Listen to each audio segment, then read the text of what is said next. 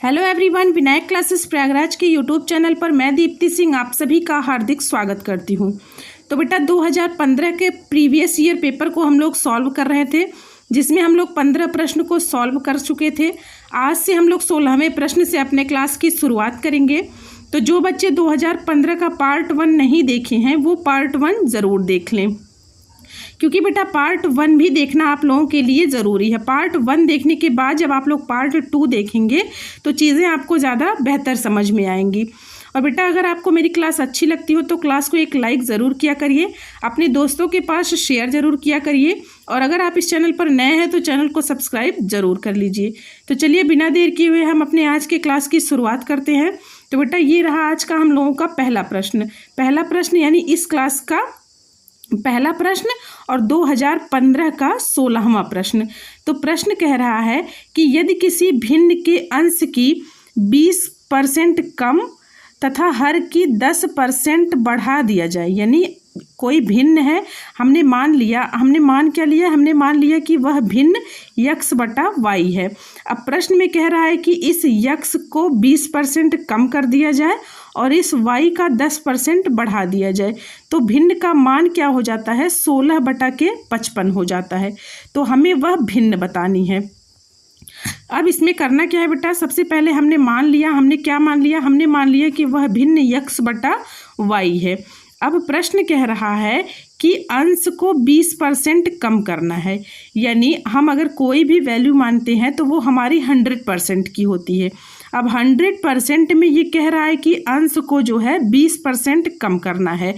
तो 100 में से जब आप लोग 20% कम करेंगे तो कितना आ जाएगा, 80% आ जाएगा, यानी अंश का 80% हमसे पूछा है।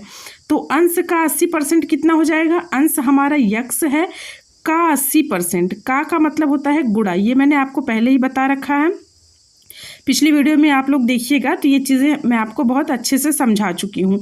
तो यक्स का 80% का मतलब होता है बेटा 80 बटा के 100 कैसे आए ये आप लोगों को पता ही होगा। परसेंट का मतलब होता है बटा 100, यानी 80% हमें लिखना है, तो 80 बटा 100 हो जाएगा। अब हर में बेटा क्या है, हर में वाई है हमारा। अब y का मतलब y गुणा y का कह रहा है कि हर का हम लोग 10% बढ़ा दें। जैसे यहाँ देखिए अंश में जब हम लोग 20% कम किए तो 100 में से 20% कम हुआ, यानी हमारा 80% बना। अब हमें हर में 10% बढ़ाना है, तो 10% बढ़ाने का मतलब यानी हमारी जो वैल्यू होती है वो 100% की होती है। तो अंश में हम लोग जब 20% कम किए तो इस 100 में से 20 माइनस किए तो 80 आया। अब हर में 10% बढ़ाना है, यानी इस 100 में जब 10% बढ़ाएंगे तो ये बेटा 110 हो जाएगा। ये हमारा कितना हो जाएगा, 110%, और प्रतिशत का मतलब होता है बटा के 100, यानी 110 बटा कितना हो जाएगा, 100। अब यहाँ देखिए इस 100 से ये 100 कट गया। अब यहाँ ये मान दिया है हमें कितना कि इस भिन्न का मान जब ये हम 20% अंश में कम और 10% हर में बढ़ा देंगे तो हमारा भिन्न 16 बटा 55 हो जाएगा, यानी ये बराबर किसके हो जाएगा, 16 बटा 55 के।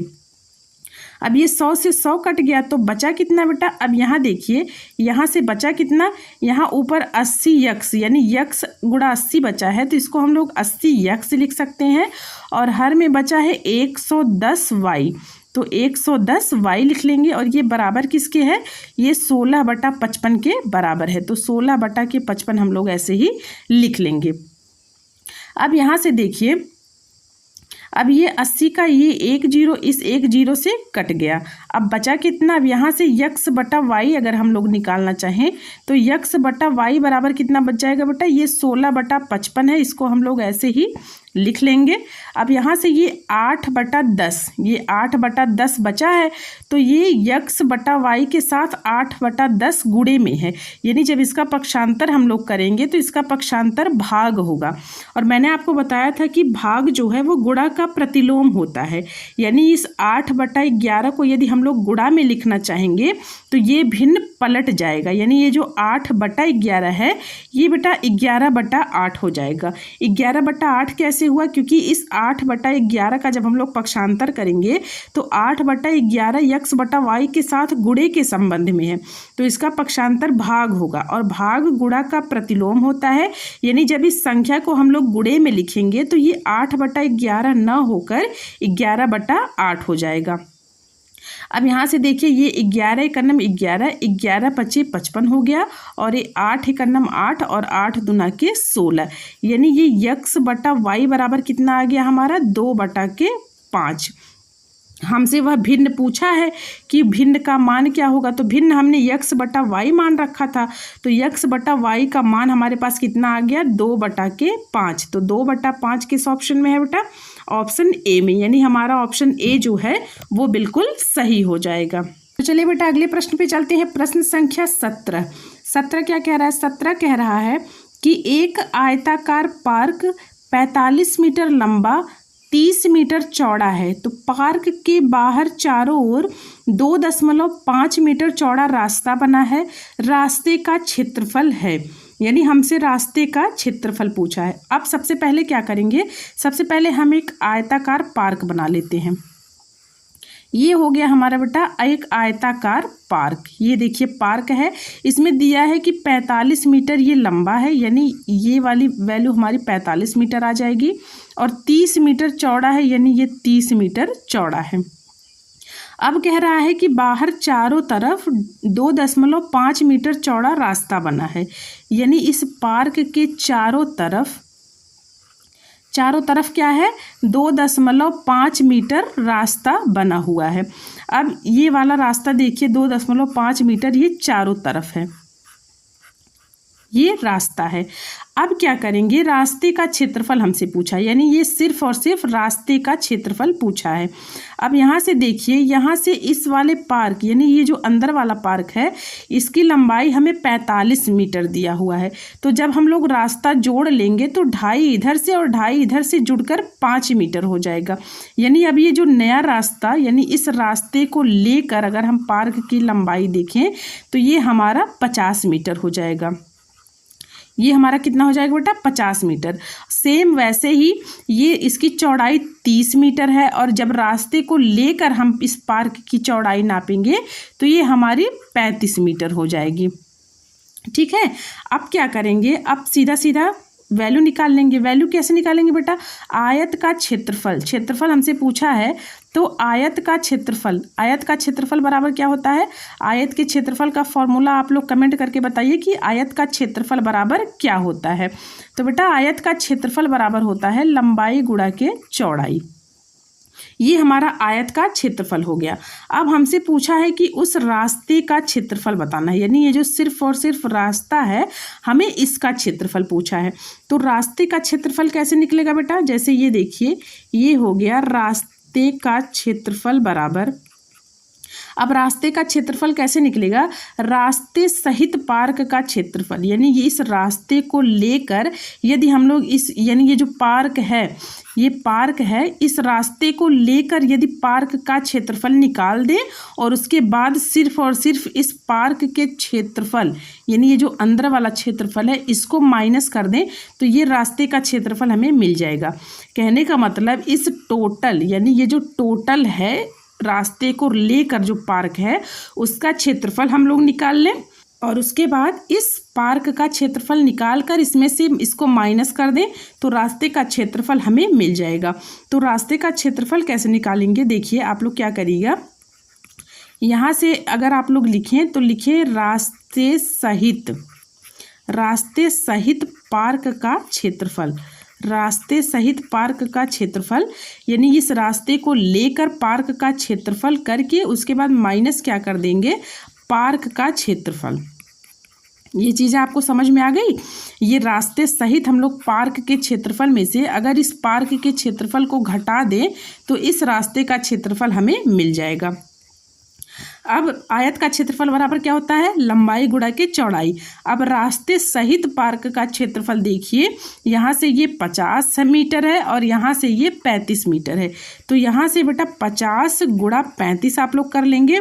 50 गुणा 35 कैसे आया, क्योंकि आयत का क्षेत्रफल बराबर होता है लंबाई गुणा चौड़ाई, और रास्ते सहित पार्क का क्षेत्रफल यहाँ से 50 मीटर इसकी लंबाई है और 35 मीटर चौड़ाई है। इसमें से हमें माइनस करना है पार्क का क्षेत्रफल। अब ये सिर्फ और सिर्फ जब पार्क को लेंगे तब इसकी लंबाई देखिए 45 मीटर है, यानी तब हो जाएगा 45 गुणा 30। गुणा 30 कैसे आया? क्योंकि इसकी चौड़ाई देखिए 30 मीटर है, सिर्फ पार्क की बात कर रहे हैं। बस अब कुछ करना है नहीं। यहाँ से ये देखिए 0 है तो 0 लगा देंगे पहले। अब हो गया 5 बचे 25 के 5 और 5 तिया के 15, 15 2 17, माइनस करेंगे बेटा 0 है 0 लगा देंगे, 5 तिया के 15 और 4 तिया 12 1 13, यानी ये 1750 में से जब माइनस 1350 करेंगे तो कितना आएगा बेटा? 400 आएगा। 400 मीटर स्क्वायर, ये मीटर स्क्वायर इसकी यूनिट है। यानी हमें रास्ते का क्षेत्रफल मिल गया कितना? 400 मीटर स्क्वायर। और रास्ते का क्षेत्रफल हमसे पूछा है तो 400 मीटर स्क्वायर किस ऑप्शन में है बेटा? ऑप्शन बी में, यानी हमारा ऑप्शन बी जो है वो बिल्कुल सही हो जाएगा। तो चलिए अगले प्रश्न पे चलते हैं। प्रश्न संख्या 18। 18 क्या कह रहा है? 18 कह रहा है बेटा आंकड़ों 25, 15, 23, 40, 27, 25, 23 और 42 का परिसर है। अब परिसर कैसे निकालते हैं बेटा? आंकड़ों का परिसर हम लोग कैसे निकालते हैं?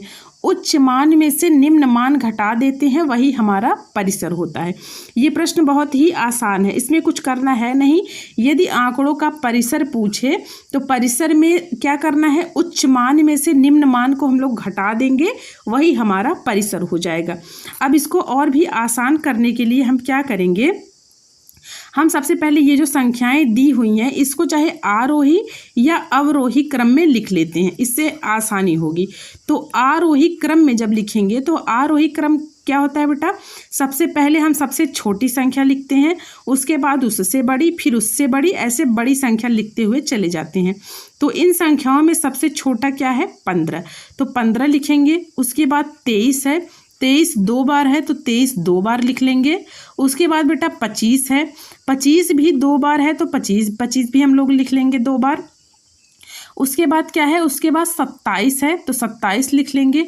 अब उसके बाद देखिए कौन सा है? उसके बाद है 40, तो 40 लिख लेंगे। और फिर 42 है तो 42 लिख लेंगे। ये संख्याएं हमारी आरोही क्रम में हो गई। अब क्या करेंगे? अब हमें निकालना है आंकड़ों का परिसर। अब आंकड़ों का परिसर कैसे निकालेंगे बेटा? अभी मैंने आपको बताया कि आंकड़ों का परिसर निकालने के लिए हमें उच्च मान में से, यानी ये जो उच्च मान है उसमें से हम निम्न मान को माइनस कर देते हैं। निम्न मान को माइनस करने का क्या मतलब है? उच्च मान। अब उच्च मान का मतलब इन संख्याओं में जो सबसे बड़ी संख्या है, तो सबसे बड़ी संख्या कौन सी है? 42, तो हम लोग यहाँ 42 लिखेंगे माइनस निम्न मान। निम्न मान मतलब जो सबसे छोटा है, तो सबसे छोटा कौन सा है? 15, यानी 42 में से हम लोग जब 15 घटा देंगे तो हमारा आ जाएगा 27, और 27 ही इस आंकड़ों का परिसर है। यानी इन आंकड़ों का परिसर कितना आ गया? 27। कुछ करना है नहीं, अगर परिसर पूछे तो बस बड़े में से जो सबसे बड़ी संख्या है उसमें से जो सबसे छोटी संख्या है उसको घटा देंगे, वही हमारा परिसर हो जाएगा।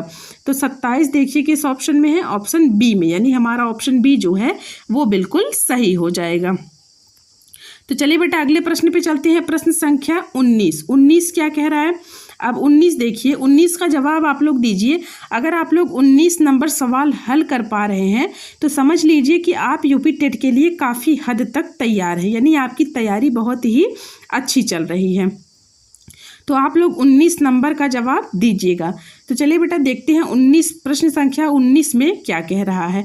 अब देखिए, यदि करड़ी में 3 - 1 बटा करड़ी में 3 + 1 है बराबर a + b√3 है, तो a और b का मान पूछा है। अब हम लोग क्या करेंगे? अब यहाँ से थोड़ी देर के लिए ये a + b√3 को हम लोग थोड़ी देर के लिए अभी छोड़ देते हैं। ये बाएं पक्ष को हम लोग लेकर चलते हैं। अब बाएं पक्ष को जब लेकर चलेंगे तो ये देखिए ये हो गया करड़ी में 3 - 1 बटा करड़ी में 3 + 1, ये है। अब हम लोग क्या करेंगे बेटा, अब हम लोग इसके अंश और हर में, यानी ये जो करड़ी में 3 - 1 बटा करड़ी में 3 + 1 है, इसमें हम लोग क्या करेंगे, इसके अंश और हर में करड़ी में 3 - 1 से गुणा कर देंगे। इससे कोई फर्क पड़ेगा नहीं, क्योंकि करड़ी में 3 - 1 से ये ऊपर नीचे कट जाएगा, तो हमें वापस से यही संख्याएं मिल जाएंगी।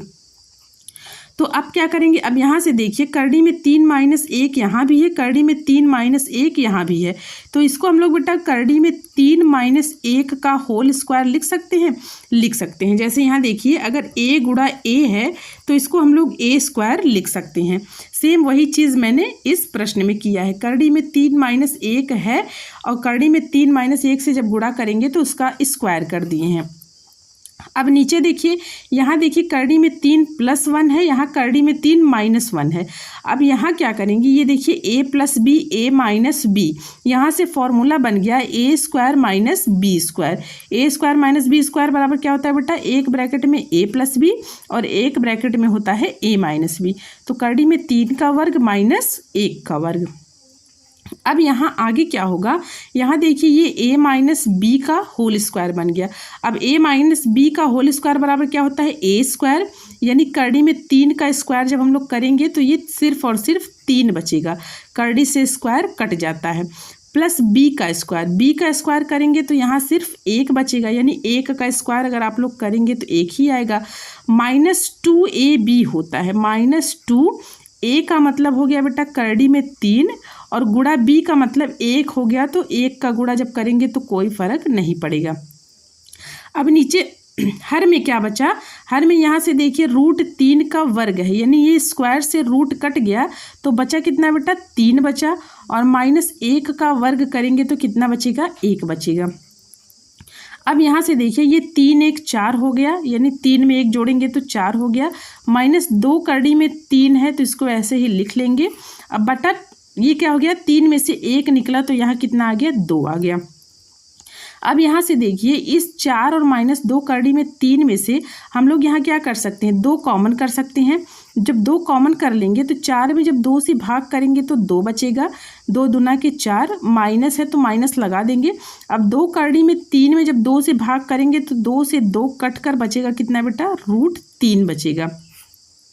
नीचे हर में 2 है तो 2 हम लोग लिख लेंगे। अब यहाँ से देखिए इस 2 से ये 2 कट गया, अब बचा कितना, बचा यहाँ से 2 माइनस करड़ी में 3, ये हमारी बच गई संख्याएं। अब यहाँ देखिए, यहाँ 2 माइनस करड़ी में 3, ये हमारा बाएं पक्ष में बचा है, यानी ये जो संख्याएं हैं ये करड़ी में 3 - 1 बटे करड़ी में 3 + 1, जब इसको हम लोग सॉल्व किए तो हमारा रिजल्ट कितना आया, 2 माइनस करड़ी में 3। अब ये बराबर किसके है, यहाँ देखिए प्रश्न में बराबर दिया था ना a + b √3, तो यहाँ बराबर है a + b √3 के। अब हम लोग क्या करेंगे, अब यहाँ से हम लोग बेटा तुलना कर लेंगे। तुलना कैसे करेंगे, यहाँ देखिए, यहाँ a के स्थान पर कितना है, a के स्थान पर यहाँ देखिए 2 है, यानी हमारा a बराबर कितना आ गया, 2 आ गया। अब यहाँ b देखिए, b √3 है और यहाँ सिर्फ और सिर्फ √3 है, यानी यहाँ अगर हम लोग 1 लिख लें तो कोई फर्क नहीं पड़ेगा, क्योंकि √3 में अगर 1 से गुणा करेंगे तो वो √3 ही आएगा। अब b बराबर कितना आ जाएगा बेटा, यहाँ देखिए b प्लस में है और यहाँ ये माइनस में है, तो इसको माइनस में हम लोग कैसे करेंगे, अगर यहाँ √3 का गुणांक 1 है और यहाँ √3 का गुणांक b है तो b बराबर यहाँ -1 आएगा। -1 कैसे आएगा, क्योंकि यहाँ प्लस है और यहाँ माइनस है, तो इस माइनस को जब हम लोग यहाँ ले लेंगे तो यहाँ प्लस बन जाएगा। अब हमारी a की वैल्यू कितनी आ गई, 2, और b की वैल्यू कितनी आ गई, -1। a और b का ही मान हमसे पूछा था यहाँ प्रश्न में, तो a बराबर 2, b बराबर -1, तो 2 और -1 किस ऑप्शन में है, ऑप्शन b में, यानी हमारा ऑप्शन b जो है वो बिल्कुल सही हो जाएगा। तो चलिए बेटा अगले प्रश्न पे चलते हैं। प्रश्न संख्या 20 क्या कह रहा है, 20 कह रहा है कि एक घनाभ की लंबाई, चौड़ाई और ऊंचाई का अनुपात 6:5:4 है।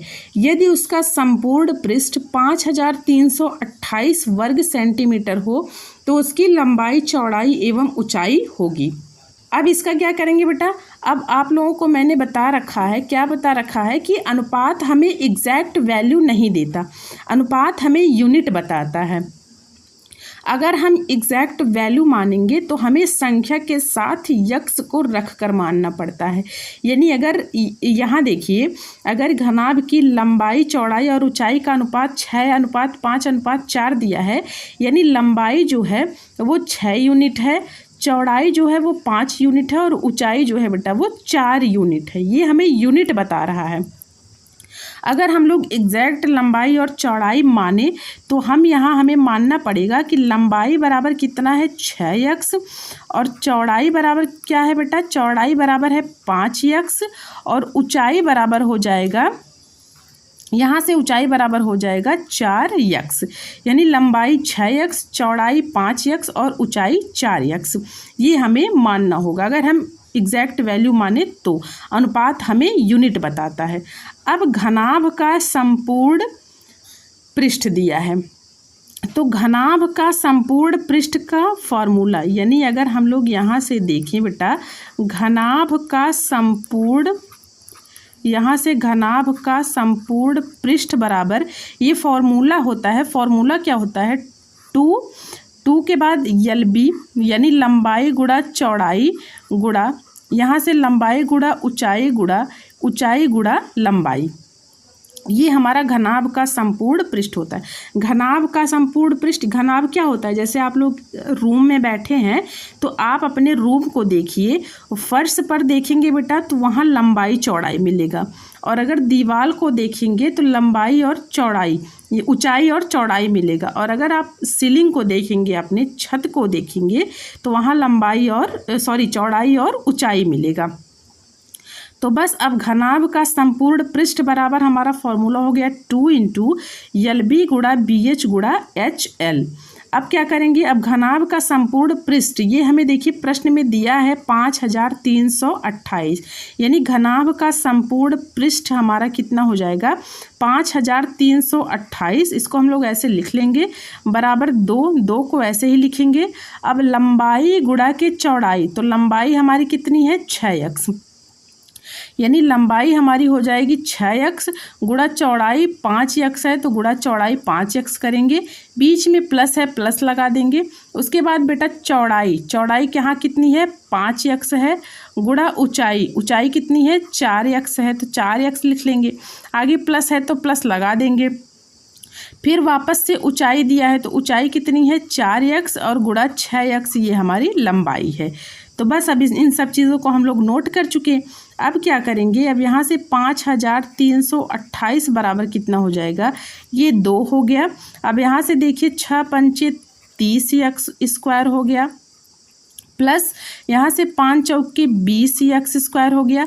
यहाँ से देखिए ये 6x का गुणा 5x में किए तो 6×5 30, x का गुणा x में तो x², ऐसे ही 5x का गुणा 4 में तो 5 चौके 20 और x का गुणा x में तो x², प्लस है तो प्लस लगा देंगे। अब 4x का गुणा 6x में जब करेंगे तो 4×6 का गुणा करेंगे तो 4×6 = 24 हो जाएगा, और x का गुणा x में करेंगे बेटा तो x² हो जाएगा। बस अब कुछ करना है नहीं। अब यहाँ से देखिए, यहाँ से ये हो गया 5328 और यहाँ बटा 2 कर लीजिए। बटा 2 कैसे आया, क्योंकि इस 2 का हम लोग पक्षांतर कर लिए। ये देखिए 2 जो है वह 30x² plus 20x² plus 24x² के साथ गुणे में है, इसका पक्षांतर क्या हो जाएगा बेटा, भाग हो जाएगा। तो यानी 5328 बटा 2 हो जाएगा। अब क्या करेंगे, अब यहाँ से इन तीनों को जोड़ लीजिए, तो यहाँ से ये देखिए 4 आ गया और 2 2 4 3 7, यानी ये हो गया 74x²। अब यहाँ से x² बराबर कितना हो जाएगा बेटा, या तो आप लोग ऐसे समझिए, ये 74x², ये हमारा 74x² आया था। अब यहाँ से देखिए ये 5328 बटा 2 ये हमारा है, इसको ऐसे ही लिख लेंगे। अब इस 74 का, यानी ये जो 74 है, इसका जब हम लोग पक्षांतर करेंगे तो x² के साथ 74 गुणे में है, यानी इसमें भाग आ जाएगा, तो 2 के साथ 74 आएगा। यक्स स्क्वायर के साथ 74 गुणे में है तो इसका पक्षांतर भाग होगा, तो भाग मतलब बटे में हो जाएगा, तो 5328 बटा 2 गुणा 74 हो जाएगा, बराबर यक्स स्क्वायर है तो बराबर यक्स स्क्वायर हम लोग लिख दिए। अब यहाँ से यक्स स्क्वायर बराबर कितना आ जाएगा बेटा, अब इसको हम लोग कट पिट कर लेते हैं। तो यहाँ से देखिए ये 2 से जब हम लोग इसको काटेंगे तो ये हो जाएगा 2 दूना के 4 और यहाँ से 2 छक्के 12, 2 छक्के 12, 2 चौके 8, यानी 2664 आया। अब 2664 में यहाँ से 74 से अगर हम लोग काटें तो बेटा 74 से ये 36 बार में कट जाएगा। आप लोग काट कर देखिएगा, भाग दीजिएगा अपने कॉपी में, तो 74 से 36 बार में ये 2664 कट जाएगा, यानी यक्स स्क्वायर बराबर हमारा कितना आ गया बेटा, 36 आ गया। तो यक्स बराबर कितना आ जाएगा, 6 आ जाएगा। यक्स स्क्वायर बराबर 36 है तो यक्स बराबर 6 कैसे आया, इस 36 को हम लोग 6 का स्क्वायर लिख सकते हैं कि नहीं लिख सकते हैं, लिख सकते हैं, क्योंकि जब 6 का स्क्वायर यानी 6 गुणा 6 करेंगे तो 36 आ जाएगा। अब इस स्क्वायर से ये स्क्वायर कट गया तो यक्स बराबर कितना आ गया, 6 आ गया। अब यक्स बराबर 6 आ गया, हमसे पूछा क्या है, हमसे लंबाई चौड़ाई और ऊंचाई पूछा है।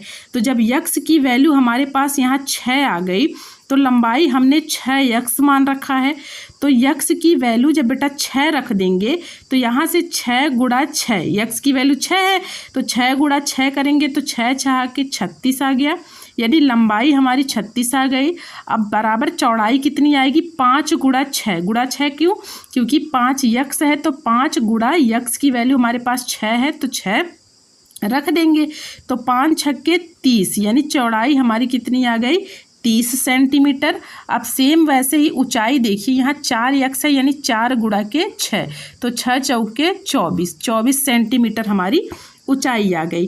तो लंबाई 36, चौड़ाई 30 और ऊंचाई 24 सेंटीमीटर, यही हमारा आंसर हो जाएगा, क्योंकि हमसे लंबाई चौड़ाई और ऊंचाई पूछा है। तो 36, 30 और 24 किस ऑप्शन में है बेटा, ऑप्शन सी में, यानी हमारा ऑप्शन सी जो है वो बिल्कुल सही हो जाएगा।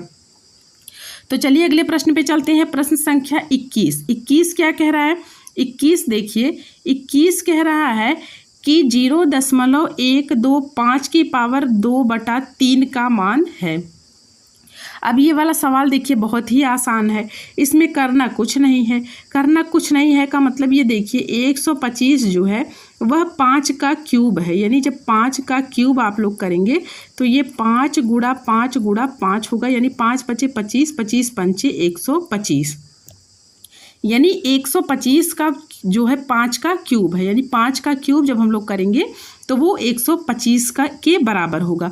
अब सेम वैसे ही हम लोग क्या करेंगे, यहाँ 0.125 है, यानी 125 जब 5 का क्यूब होगा तो ये 0.5, क्योंकि दशमलव लगा है आगे, तो 0.5 का जब हम लोग क्यूब करेंगे तब यह 0.125 हो जाएगा।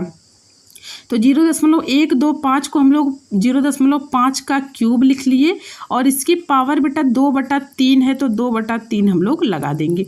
अब आगे क्या करेंगे, ये देखिए 0.5 है तो इसको वैसे ही लिख लेंगे।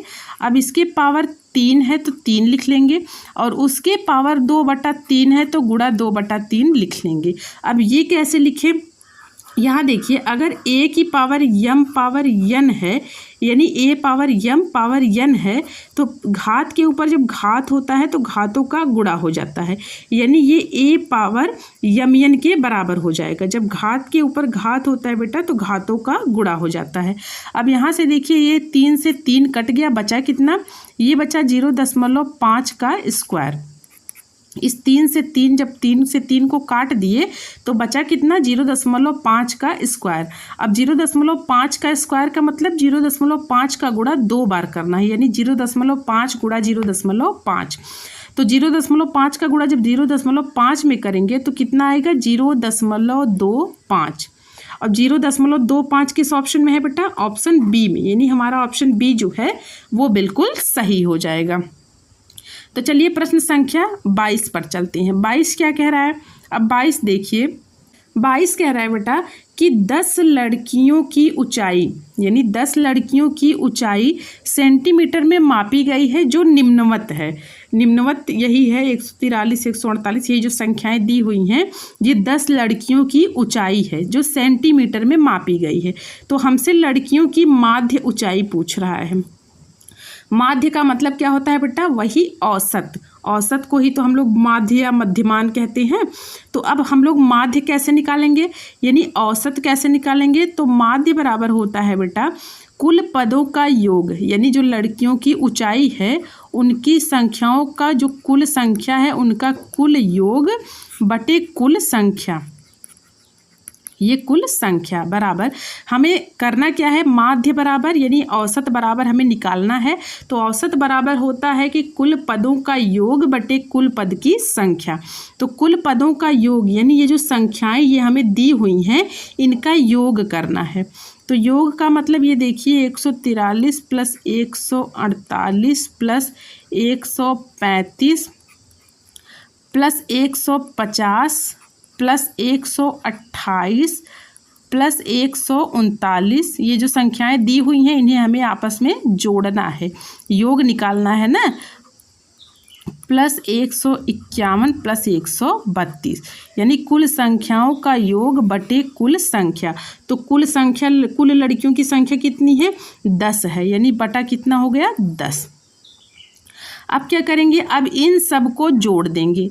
तो इन सब को आप लोग जोड़िएगा बेटा। इन सब को जब आप लोग जोड़ेंगे तो ये कितना आएगा? 1421। इन सब को जब आप लोग जोड़ेंगे तो कितना आएगा? 1421। अब 1421 में जब हम लोग 10 से भाग करेंगे तो संख्याएं, जब ऊपर वाली अंश में संख्याओं पर दशमलव लगता है तो बाएं खिसकता है, यानी जब जितने अंक के बाद यानी 1 के बाद 0 जितनी अंक होता है अंश में उतनी संख्याएं बाएं खिसकती हैं दशमलव। जैसे ये 142.1 हो गया। ये कैसे हुआ? क्योंकि देखिए हर में सिर्फ 1 0 है तो संख्याएं 1 अंक बाद दशमलव लग जाएगा। तो 1 अंक बाद दशमलव यहाँ मैंने लगा दिया और 142.1 यही हमारा आंसर होगा। तो ये किस ऑप्शन में है बेटा? ऑप्शन बी में, यानी हमारा ऑप्शन बी जो है वो बिल्कुल सही हो जाएगा।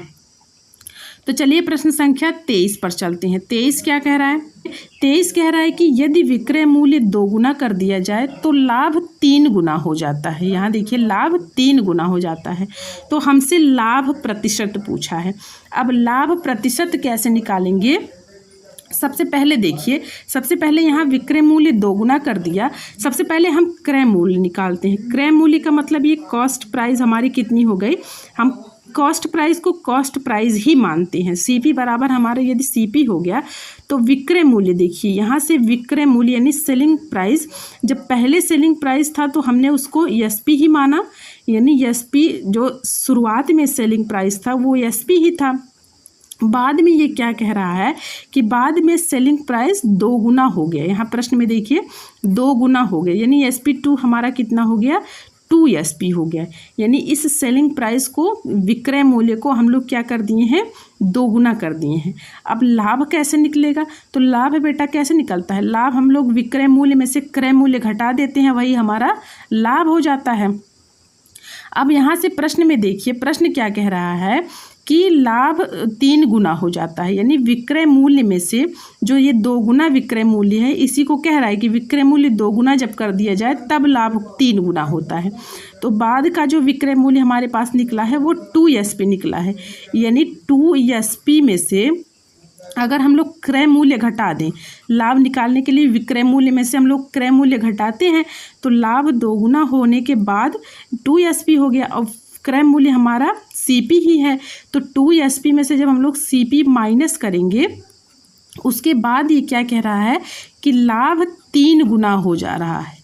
यानी ये जो पहले वाला लाभ था, यानी ये जो पहले वाला विक्रय मूल्य था, ये SP माइनस CP, ये जो पहले वाला था वह 3 गुना के बराबर हो जा रहा है। तो 3 गुना का मतलब क्या हो गया कि हमें 3 से गुणा करना पड़ेगा। जब 3 से गुणा करेंगे तभी तो दोनों पक्ष बराबर होगा। यहाँ प्रश्न में कह भी रहा है कि 3 गुना हो जा रहा है। बस अब करना क्या है, अब यहाँ से देखिए ये बेटा हो गया 2sp माइनस CP बराबर, यहाँ से ये हो गया 3sp और माइनस 3cp, यानी इस 3 का गुणा हम लोग sp माइनस CP में कर दिए हैं। अब यहाँ से देखिए ये हो गया 2sp, ये एक सेकेंड, ये माइनस में हो जाएगा, मैं आपको डायरेक्ट बताती हूँ। यहाँ से देखिए बेटा ये हो गया माइनस CP और यहाँ से इस CP का हम लोग पक्षांतर कर लेंगे, तो ये माइनस 3CP है, यानी ये अपने बाएं आएगा तो प्लस 3CP हो जाएगा बराबर। अब यहाँ इस पक्ष में देखिए 3sp है, इसको ऐसे लिख लेंगे, माइनस इस 2sp का जब हम लोग पक्षांतर करेंगे तो 2sp प्लस में है, इसका पक्षांतर माइनस में हो जाएगा, माइनस 2sp। अब यहाँ से देखिए ये माइनस CP है और ये प्लस 3CP है, यानी 3 में से जब 1 घटेगा तो यहाँ से बच जाएगा प्लस 2CP बराबर, यहाँ से 3sp में से 1sp निकलेगा तो कितना बचेगा, 1sp बचेगा। 3sp में से 2sp निकलेगा तो कितना बचेगा, 1sp बचेगा। अब यहाँ से देखिए बेटा, यहाँ से इस CP बटे sp, यानी इस sp का हम लोग पक्षांतर कर लिए तो CP बटा sp हो जाएगा, यानी इसके गुणा के 1 हम लोग लिख सकते हैं कि नहीं लिख सकते, लिख सकते हैं, क्योंकि 1 का गुणा करने से कोई फर्क पड़ेगा नहीं। तो CP और sp का हम लोग पक्षांतर कर लिए। अब यहाँ से 1 बचा, ये वाला 1 बचा और यहाँ से 2 CP के साथ 2 गुणे में है तो यहाँ 2 भाग में हो जाएगा। अब इससे हमें क्या पता चला, इससे हमें ये पता चला बेटा कि यदि हमारा CP 1 यूनिट है तो sp हमारा 2 यूनिट होगा, यानी sp जो है वो CP का 2 गुना होगा। अब लाभ प्रतिशत हमसे पूछा है, तो हम लाभ प्रतिशत कैसे निकालेंगे बेटा, लाभ प्रतिशत निकालने के लिए हम क्या करते हैं, हम sp में से यानी सेलिंग प्राइस में से CP घटा देते हैं और बटा कॉस्ट प्राइस से भाग करते हैं, बटा CP ही तो करते हैं, CP गुणा 100 कर देते हैं, ये हमारा लाभ परसेंट निकलता है। लाभ परसेंट कैसे, sp माइनस CP बटा CP गुणा 100। अब यहाँ से देखिए sp हमारा कितना आया है, 2 यूनिट, यानी sp के स्थान पर 2 रखेंगे, माइनस CP 1 आया है और बटा CP 1 है तो 1 लिख देंगे, गुणा 100 कर देंगे। अब यहाँ से 2 में से 1 जाएगा तो 1 बचेगा, 1 बटा 1 का मतलब 1 ही होगा और 1 का गुणा 100 में जब हम लोग करेंगे तो यहाँ कितना आएगा, 100 आएगा, यानी लाभ प्रतिशत हमारा निकल कर कितना आ गया बेटा, 100 आ गया। और 100 किस ऑप्शन में है, ऑप्शन बी में, यानी हमारा ऑप्शन बी जो है वो बिल्कुल सही हो जाएगा। तो चलिए अगले प्रश्न पे चलते हैं। प्रश्न संख्या 24। 24 क्या कह रहा है, 24 कह रहा है बेटा, अब यहाँ 24 देखिए, 24 कह रहा है कि 10 सेंटीमीटर त्रिज्या के एक वृत्त में वृत्त की जीवा केंद्र से 6 सेंटीमीटर की दूरी पर है, तो हमसे जीवा की लंबाई पूछा है। अब हम सबसे पहले क्या करेंगे, सबसे पहले हम एक वृत्त बना लेते हैं। ये हो गया हमारा एक वृत्त। अब वृत्त में ये वृत्त का केंद्र O है, ये हमने मान लिया कि ये वृत्त का केंद्र O है। अब यहाँ से एक जीवा खींचेंगे, इस जीवा का नाम हमने क्या रख दिया, A और B। जीवा क्या होती है बेटा, वृत्त की परिधि से वृत्त की परिधि तक की दूरी, यही हमारी जीवा होती है। बस इतना ध्यान दीजिएगा कि वह रेखा केंद्र से होकर नहीं जानी चाहिए, क्योंकि अगर वह रेखा केंद्र से चली जाएगी तो वो हमारी व्यास हो जाएगी। अब क्या कह रहा है कि 10 सेंटीमीटर त्रिज्या क्या होता है बेटा, त्रिज्या होता है वृत्त के केंद्र से वृत्त की परिधि तक की दूरी, यही हमारी त्रिज्या होती है। तो त्रिज्या हमें प्रश्न में दिया है 10 सेंटीमीटर, तो ये 10 सेंटीमीटर हो गया। अब दिया है कि वृत्त की जीवा, यानी वृत्त की जीवा केंद्र से 6 सेंटीमीटर की दूरी पर स्थित है, यानी ये केंद्र से जो वृत्त की जीवा की दूरी है ये हमारी 6 सेंटीमीटर है, ये हमें प्रश्न में दिया हुआ है। तो हमें यहाँ से AB की लंबाई पूछा है, यानी A से B तक की दूरी।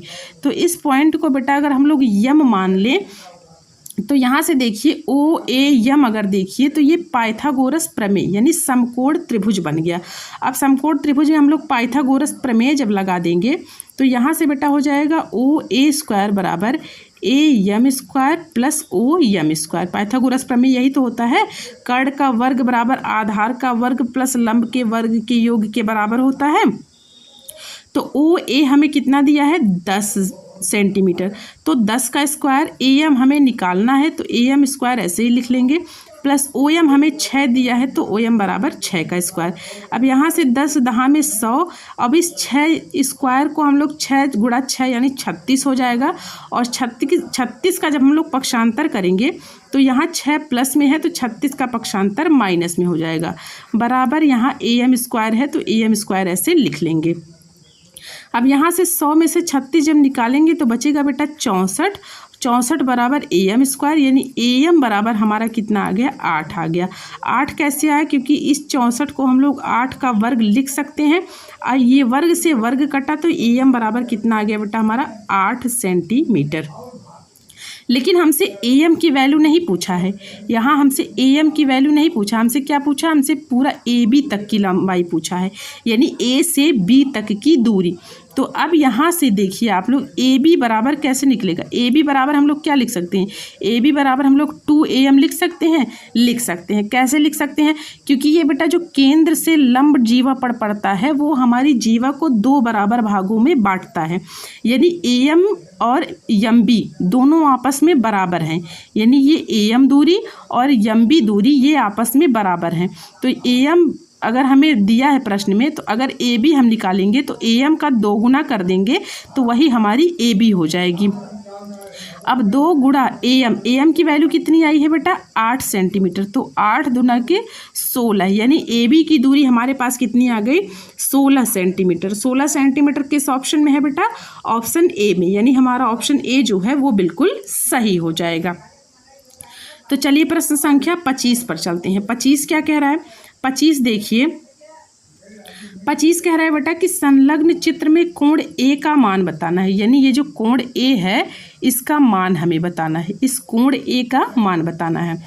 अब यहाँ से देखिए, अगर हम लोग ये कोण BO और C लें, यानी कोण BO और C, यानी इस कोण को अगर हम लोग लें, ये देखिए ये कोण OB और C को अगर लें तो आप सभी को पता है कि त्रिभुज के तीनों अंतःकोणों का योग 180 अंश होता है। तो त्रिभुज कोण B देखिए कितना है, x अंश है, प्लस कोण C कितना है बेटा y अंश है, और प्लस कोण O बराबर कितना है 108 अंश। यह बराबर किसके हो जाएगा 180 के। ये कैसे आया, त्रिभुज के तीनों अंतःकोणों का योग कितना होता है 180 अंश होता है, यानी कोण B x अंश है, कोण O 108 अंश है, कोण C y अंश है, यानी इन तीनों को जब आप लोग जोड़ देंगे तो यह 180 अंश के बराबर होगा। अब यहाँ से देखिए, यहाँ से बेटा x प्लस वाई बराबर कितना आ गया 180 माइनस 108। माइनस 108 कैसे आया, इस 108 का हम लोग यहाँ पक्षांतर किए हैं, तो 108 प्लस में है, इसका पक्षांतर माइनस में हो जाएगा। अब x प्लस वाई बराबर कितना आ गया 180 में से जब आप लोग 108 माइनस करेंगे तो 72 अंश आएगा, यानी x प्लस वाई की वैल्यू हमारे पास कितनी आ गई 72 अंश आ गई।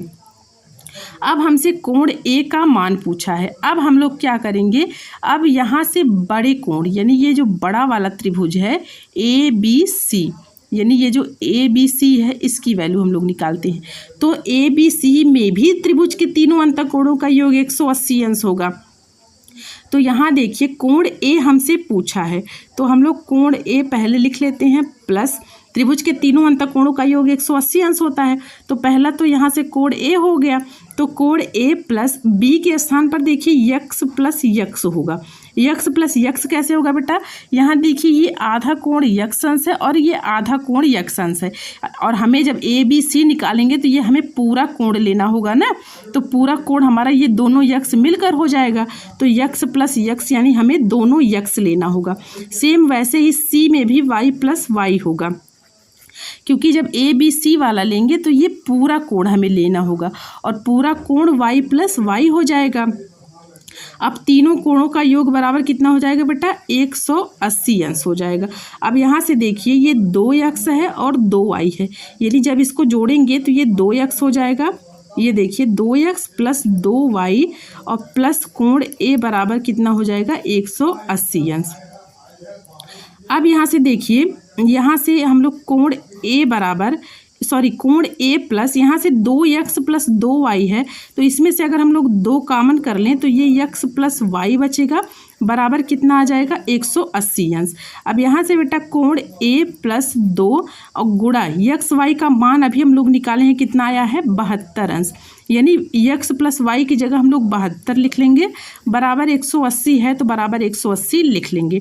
अब यहाँ से कोण a प्लस कितना आ जाएगा, अब इस 72 का गुणा 2 में करेंगे तो 2 दूना के 4 और 7 दूना के 14, 144 आ गया, बराबर 180 अंश। अब यहाँ देखिए कोण ए बराबर कितना आ गया बेटा, ये हो गया 180 और 144 का जब हम लोग पक्षांतर करेंगे तो 144 प्लस में है, इसका पक्षांतर माइनस में हो जाएगा। तो 180 में से जब हम लोग 144 माइनस करेंगे तो 180 में से जब 144 आप लोग निकाल लेंगे तो बेटा 36 अंश आएगा, यानी कोण ए की वैल्यू हमारे पास कितनी आ गई 36 अंश। और हमसे प्रश्न में यहाँ देखिए कोण ए का मान ही पूछा है, तो 36 अंश हमारा किस ऑप्शन में है, ऑप्शन सी में, यानी हमारा ऑप्शन सी जो है वो बिल्कुल सही हो जाएगा। तो चलिए बेटा अगले प्रश्न पे चलते हैं। प्रश्न संख्या 26 क्या कह रहा है, 26 देखिएगा, -3 बटा करड़ी में 3 माइनस करड़ी में 2 का गुणात्मक प्रतिलोम। अब सबसे पहले आप लोग गुणात्मक प्रतिलोम जानिए क्या होता है। गुणात्मक प्रतिलोम बेटा वो होता है कि जब कोई भिन्न यानी किसी भिन्न का यदि गुणा करे तो उसका परिणाम एक आए। गुणात्मक प्रतिलोम का मतलब होता है कि दो भिन्नों का गुणा जब हम लोग करें, यानी दो संख्याओं का गुणा जब हम लोग करें तो उसका परिणाम एक आए, वही हमारा गुणात्मक प्रतिलोम होता है। तो यहाँ से देखिए ये 3 के साथ माइनस लगा हुआ है, यानी 3 के साथ जब माइनस है यानी ये इसका गुणात्मक प्रतिलोम जाहिर सी बात है माइनस ही आएगा, क्योंकि माइनस का गुणा जब माइनस में करेंगे तो प्लस होगा, तभी तो इसका परिणाम 1 आएगा, यानी बराबर 1 आएगा। तो यहाँ से देखिए इस माइनस को देखते ही हमें पता चल गया कि वह संख्याएं माइनस में आएंगी, यानी ए तो होगा नहीं, सी भी नहीं होगा, डी भी नहीं होगा, माइनस में यही बी वाली संख्या है, तो यानी हमारा ऑप्शन बी तो पहले ही सही हो गया। लेकिन आप लोग इस तरह से भी इस ऑप्शन को टिक कर सकती हैं, लेकिन चलिए मैं आप लोगों को इसका डिटेल बताती हूँ।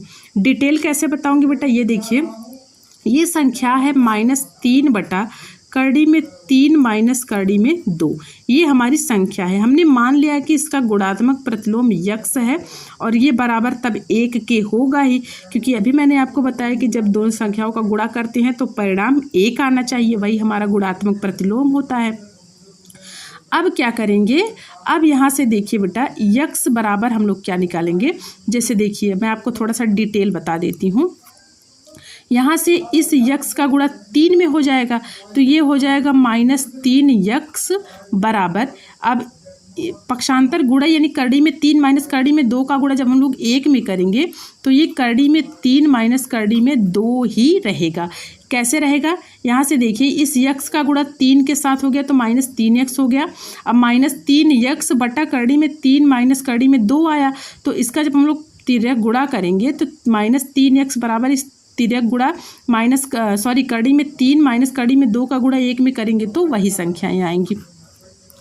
अब यक्स बराबर कितना आ गया बेटा, यक्स बराबर ये आ गया करड़ी में 3 माइनस करड़ी में 2, और इस 3 का जब हम लोग पक्षांतर करेंगे -3 का तो -3 का भाग हो जाएगा, यानी यक्स के साथ -3 गुणे में है, इसका पक्षांतर भाग हो जाएगा।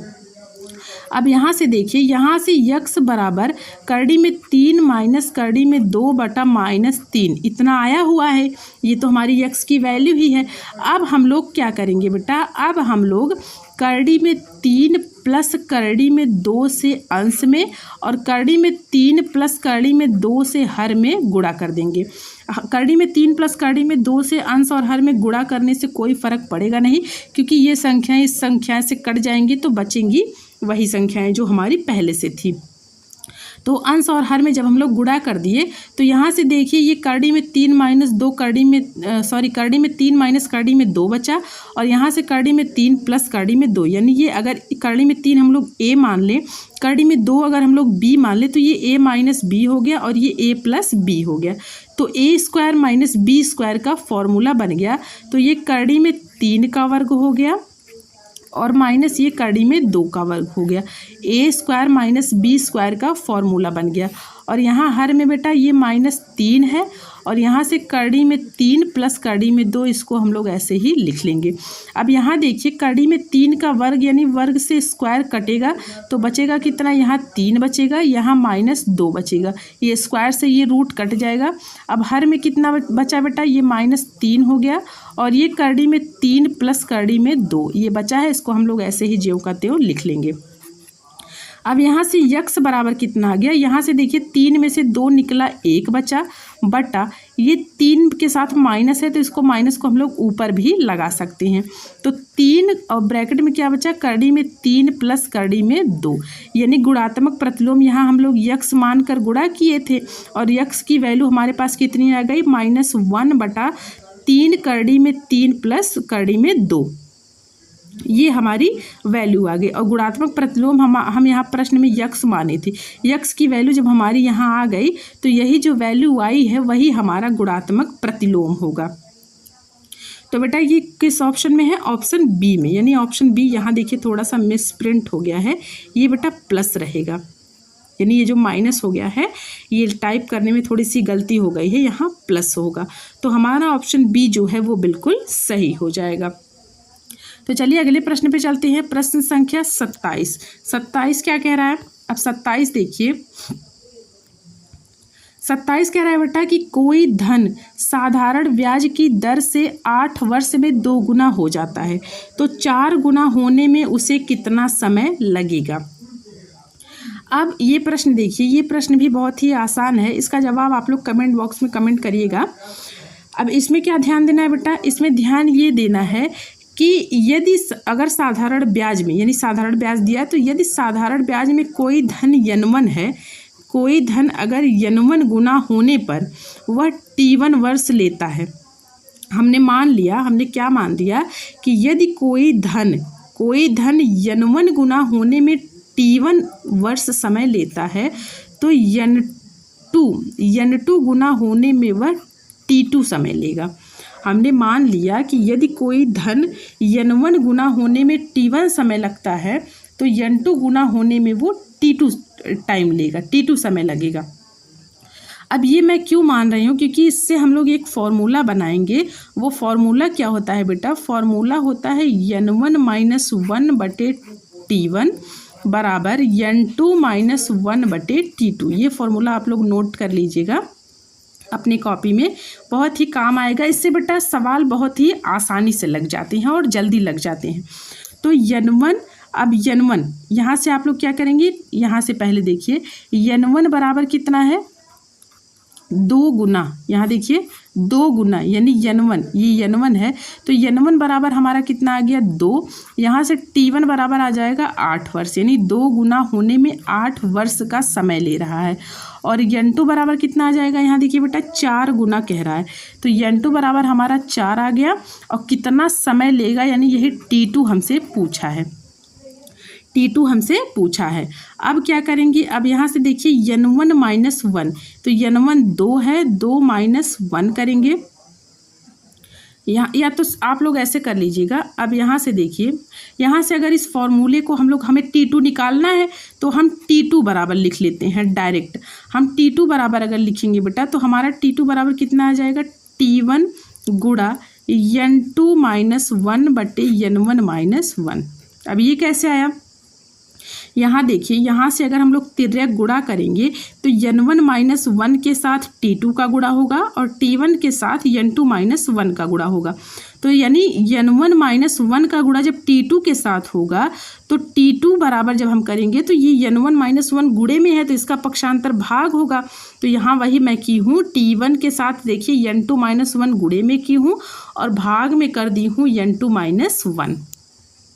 बस अब कुछ करना है नहीं, T1 का मान हमें दिया है 8 तो 8 लिख लेंगे। अब N2 बराबर कितना दिया है बेटा, 4 - 1 कर लेंगे और N1 2 है तो 2 लिख लेंगे। अब यहाँ से देखिए ये हो गया 8 गुणा 4 में से 1 जाएगा 3 बचेगा और 2 में से 1 जाएगा तो 1 बचेगा, यानी कहने का मतलब ये T2 बराबर 8 × 24 आ गया, 8 × 24 वर्ष।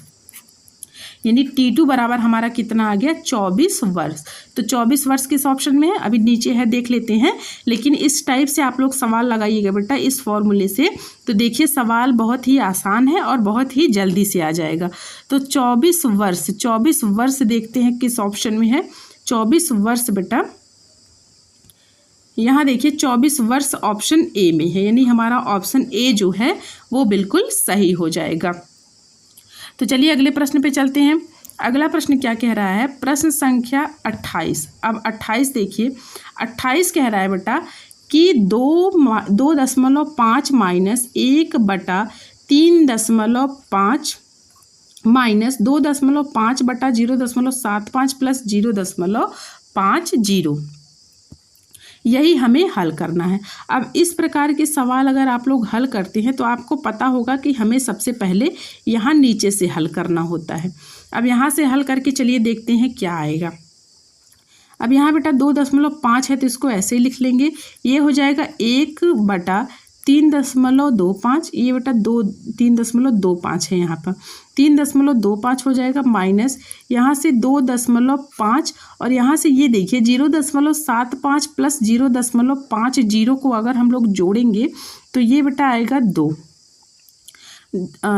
नहीं आएगा, 1.25 आएगा। 1 सेकेंड, यहाँ से देखिए ये 5 हो गया और यहाँ से देखिए ये हो गया 7 5 12 और यहाँ से 0 में से 1 और 2 अंक पर दशमलव, यानी 1.25 आ जाएगा। अब क्या करेंगे, अब यहाँ से 2.5 इसको ऐसे लिख लेंगे, माइनस 1/3.25 माइनस, अब यहाँ से 2.5 में जब हम लोग 1.25 से भाग करेंगे तब यहाँ कितना आएगा बेटा 2 आएगा। आप लोग भाग करके देखिएगा, यहाँ नीचे देखिए 2 अंक पर दशमलव है, 2 अंक के बाद ऊपर 1 अंक बाद दशमलव है, तो यहाँ एक 0 बढ़ जाएगा। उसके बाद जब आप लोग भाग करेंगे तो 2 बारी में ये कट जाएगा। अब आगे क्या करेंगे, अब यहाँ से देखिए ये 2.5 हो गया, माइनस यहाँ से बेटा 1/3.25 में से जब 2 माइनस करेंगे तो ये कितना आएगा 1.25 आएगा।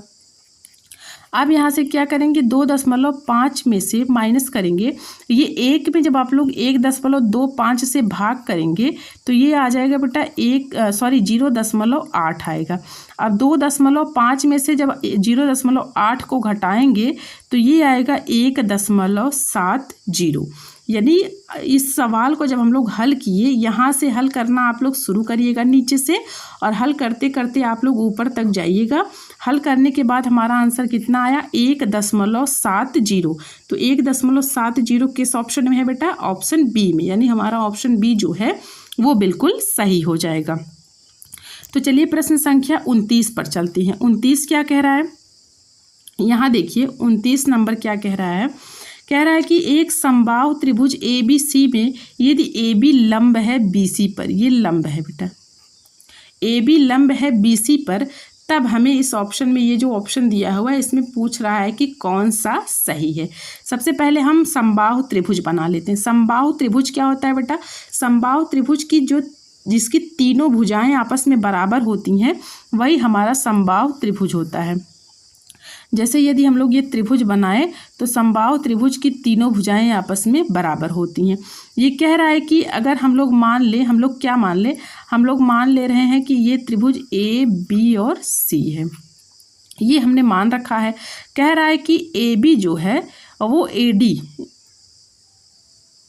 AB पर लंब है BC, ये बेटा AB नहीं है, ये AD होगा, क्योंकि AB तो ये रेखा हमने मान रखी है ना।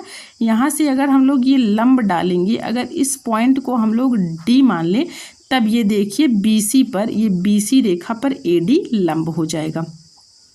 अब ये देखिए ये 90 डिग्री का हो गया, इधर से ये 90 डिग्री का हो गया। अब क्या करेंगे बेटा, अब यहाँ से ये देखिए ये BD बराबर DC होगा कि नहीं होगा। जब यहाँ से BC रेखा पर AD लंब पड़ गया तो लंब का मतलब है कि वह BC रेखा को 2 बराबर भागों में बांट रही है, तो BD बराबर DC हो जाएगा। और समबाहु त्रिभुज कह रहा है, तो समबाहु त्रिभुज की तीनों भुजाएं आपस में बराबर होती हैं। तीनों भुजाएं बराबर का मतलब हो गया बेटा ये ए बी बराबर बी सी होगा और बराबर सी ए होगा, यानी ये तीनों भुजाएं आपस में बराबर होंगी। समबाहु त्रिभुज की तीनों भुजाएं आपस में बराबर होती हैं। अब यहाँ से देखिए, अब यहाँ से त्रिभुज ए बी डी में अगर हम लोग पाइथागोरस प्रमेय लगा दें तो यहाँ से बेटा हो जाएगा ए बी स्क्वायर बराबर ये हो जाएगा B D square plus A D square. ये इस त्रिभुज में अगर समकोण त्रिभुज ए बी डी में अगर हम लोग पाइथागोरस प्रमेय लगा दें तो ये ए बी स्क्वायर बराबर B D square plus A D square हो जाएगा। अब ए बी स्क्वायर बराबर कितना हो जाएगा, बी डी स्क्वायर को बेटा हम लोग 1/2 बी सी लिख सकते हैं, यानी ये जो बी डी है यह बी सी का आधा ही तो है, यानी बी डी का दो गुना बी सी है और बी सी का आधा जो है बी डी है, तो बी डी की जगह हम लोग क्या लिख सकते हैं 1/2 बी सी लिख सकते हैं। तो 1/2 बी सी का स्क्वायर कर दिए प्लस ए डी को ऐसे ही लिख देंगे। अब क्या करेंगे, अब यहाँ से देखिए ये ए बी स्क्वायर बराबर कितना हो जाएगा, ये 1/4 बी सी स्क्वायर हो जाएगा। ये कैसे हुआ बेटा, ये वर्ग देखिए दोनों पे लगेगा, 1/2 पर भी वर्ग है और बी सी पर भी वर्ग है, प्लस ए डी स्क्वायर है तो ए डी स्क्वायर लिख लेंगे। अब यहाँ से देखिए, अब यहाँ से ए बी स्क्वायर बराबर कितना आ गया, अब इसका अगर हम लोग एलसीएम ले लें तो ये 4 हो जाएगा और यहाँ से बेटा B C square plus 4ab square हो जाएगा। इतनी चीज़ें आप लोगों को समझ में आई। यहाँ से देखिए, यहाँ अगर हम लोग एलसीएम ले ले 4 एलसीएम हो गया। अब हर का भाग हर में, यानी 4 का भाग 4 में करेंगे तो 4 से 4 कट जाएगा, बी सी स्क्वायर बचेगा, प्लस है प्लस लगा दिए, यहाँ बटा 1 हम लोग लिख सकते हैं। अब हर का भाग हर में, यानी 1 का भाग 4 में देंगे तो 4 बार जाएगा और 4 का गुणा एडी में करेंगे तो 4ad हो जाएगा। अब इस 4 का हम लोग तिर्यक गुणा कर देते हैं तो यहाँ से बेटा ये क्या हो जाएगा, यहाँ से 4ab स्क्वायर हो जाएगा बराबर ये हो गया B C square plus 4ad square. इसको वैसे ही हम लोग लिख लेंगे। अब क्या करेंगे, अब यहाँ से देखिए ये 4ab स्क्वायर है, इसको ऐसे लिख लेंगे। अब बी सी स्क्वायर जो है, बी सी स्क्वायर को बेटा हम लोग ए बी स्क्वायर लिख सकते हैं। यहाँ देखिए ए बी बराबर बी सी बराबर सी ए, यानी ए बी के स्थान पर हम लोग बी सी भी लिख सकते हैं और सी ए भी लिख सकते हैं। तो यहाँ बी सी दिया हुआ है तो हम पी सी के स्थान पर ए बी लिख सकते हैं, क्योंकि तीनों भुजाएं आपस में बराबर हैं। तो बी सी के स्थान पर हम लोग ए बी का स्क्वायर लिख लिए, प्लस 4ad है तो प्लस 4ad लिख लेंगे। अब यहाँ से देखिए ये 4ab स्क्वायर है, इसको तो ऐसे लिख लेंगे। अब माइनस क्या करेंगे, इस वाले ab का पक्षांतर कर लेंगे। तो इस वाले ab का पक्षांतर करेंगे तो ये हो जाएगा माइनस ab का वर्ग बराबर ये 4ad, यानी ये जो 4ad है इसको ऐसे ही हम लोग लिख लेंगे, 4ad को ऐसे ही लिख लेंगे। अब यहाँ देखिए 4ab square minus ab square, तो 4ab स्क्वायर में से 1ab स्क्वायर जब हम लोग घटाएंगे तो ये कितना आ जाएगा बेटा, 3ab स्क्वायर आ जाएगा बराबर 4ad स्क्वायर है तो इसको ऐसे ही लिख लेंगे। अब यहाँ से देखिए ये 3ab स्क्वायर बराबर 4ad स्क्वायर हमारा आंसर आया है। तो ये देखिए किस ऑप्शन में है, ये बेटा बी ऑप्शन में है, यानी हमारा बी ऑप्शन जो है वो बिल्कुल सही हो जाएगा। तो चलिए अगले प्रश्न पे चलते हैं। बेटा अगर कहीं भी कोई भी कन्फ्यूजन रहे तो आप लोग मुझसे ज़रूर पूछ लिया करिए। यदि कहीं कोई चीज़ समझ में ना आए तो आप लोग उसे बेझिझक पूछा करिए, मैं आप लोगों को उसका जवाब जरूर दूंगी। तो चलिए प्रश्न संख्या 30 देखते हैं। 30 यानी इस क्लास का हम लोगों का आखिरी प्रश्न और 2015 के प्रीवियस ईयर पेपर का आखिरी सवाल है। अब आखिरी सवाल है तो इसलिए मैंने थोड़ा आसान रखा है और इसका जवाब आप लोग दीजिएगा। अब यहाँ दिया है भिन्न दिया है 2/3 और 3/4 का हमें लघुत्तम समापवर्त पूछा है। लघुत्तम समापवर्त बेटा एक चीज़ का ध्यान दीजिएगा, अगर भिन्न का हमसे ल स या म स पूछे, जैसे भिन्न दिया हुआ हो और अगर उसका ल स पूछे चाहे म स पूछे, तो हमें क्या करना है, हमें प्रश्न में जो चीज़ें पूछ रखी हैं, जैसे इस प्रश्न में देखिए ल स पूछ रखा है, तो हम सबसे पहले अंश कितना है दोनों भिन्नों का 2 और 3, तो हम दोनों का अंश का, यानी चाहे जितनी संख्याएं दी हुई हैं, जरूरी नहीं कि 2 ही भिन्न दिया हुआ हो, तो 2 3 का लसा यानी प्रश्न में हमसे जो पूछ रखा है हम अंश का वही निकालेंगे। जैसे यहाँ प्रश्न में हमसे लसा पूछ रखा है तो 2 3 का हम लोग लसा निकालेंगे। अगर यहाँ प्रश्न में हमसे मसा पूछ रखा होता तो हम 2 और 3 का मसा निकालते और 3 और 4 का हम लोग यहाँ इस प्रश्न में म सा निकालेंगे। जैसे देखिए प्रश्न में हमसे ल सा पूछ रखा है तो अंश का हम लोग जो पूछेगा वही निकालेंगे और हर का म सा निकाल लेंगे। अगर यहाँ म सा पूछता कि इन संख्याओं का हमें म सा बताइए तो हम अंश में म सा लिखते और फिर हर में ल सा लिख देते। कहने का मतलब कि जो पूछेगा उसको अंश में लिखेंगे और जो बचेगा ल सा म सा 2 होता है तो अगर ल सा पूछा तो ल सा अंश में रखेंगे, म सा हर में रखेंगे और अगर म सा पूछेगा तो म सा अंश में रखेंगे और ल सा हर में रखेंगे। बस हमारा आंसर आ गया। 2 और 3 का लस अगर हम लोग निकालेंगे तो 2 3 के 6 हो गया। अब 3 और 4 का मसा, 3 4 में कॉमन कुछ नहीं, जैसे 3 का अगर हम लोग गुणनखंड करें तो इसको 1 गुणा 3 लिख सकते हैं और 4 का गुणनखंड अगर हम लोग करें बेटा तो 1 गुणा 2 गुणा 2 ये कर सकते हैं। तो अब यहाँ से देखिए इसमें भी 1 कॉमन है और इसमें भी 1 कॉमन है।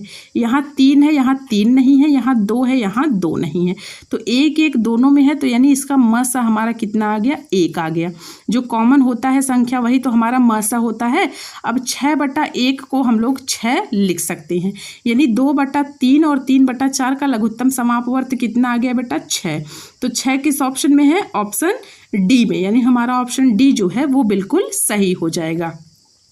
तो बेटा आज हम लोग 15 प्रश्न हल किए हैं, यानी टोटल मिलाकर हमारे कुल 30 प्रश्न हो गए हैं 2015 के। अब 2015 के जो 30 प्रश्न आप लोग हल किए हैं उसमें से आप लोग ईमानदारी से बताइएगा कि आप लोग कितने प्रश्नों के जवाब सही कर पाए हैं। चीज़ें आप लोगों को समझ में आ रही हैं कि नहीं आ रही हैं। बेटा अगर मेरी वीडियो में या मेरे कोई भी प्रश्न में यदि आपको थोड़ा सा भी कहीं भी कोई भी डाउट रहा करिए तो आप लोग उससे बेझिझक होकर पूछा करिए। ये मत सोचिएगा कि मैं कैसे पूछूं या मेरी बेइज्जती होगी, ऐसी कोई बात नहीं। यदि आपको कहीं भी कोई भी डाउट हो तो आप लोग उसको ज़रूर पूछा करिए, मैं आप लोगों को बेटा उसका जवाब ज़रूर दूंगी। तो बेटा आप लोग ज़रूर बताइएगा कि कितने प्रश्न आप सही कर पाए हैं, और यदि आपको मेरी वीडियो अच्छी लगती है तो आप वीडियो को एक लाइक ज़रूर किया करिए और अपने दोस्तों के पास शेयर ज़रूर किया करिए। जो बच्चे यूपी टेट की तैयारी कर रहे हैं उन्हें आप लोग ये वीडियो शेयर ज़रूर किया करिए ताकि उनकी भी मदद हो जाए। और बेटा अगर आप चैनल पर नए हैं तो चैनल को भी सब्सक्राइब जरूर कर लीजिएगा। तो चलिए बेटा आज के लिए इतना ही, मिलती है एक नई वीडियो में एक नई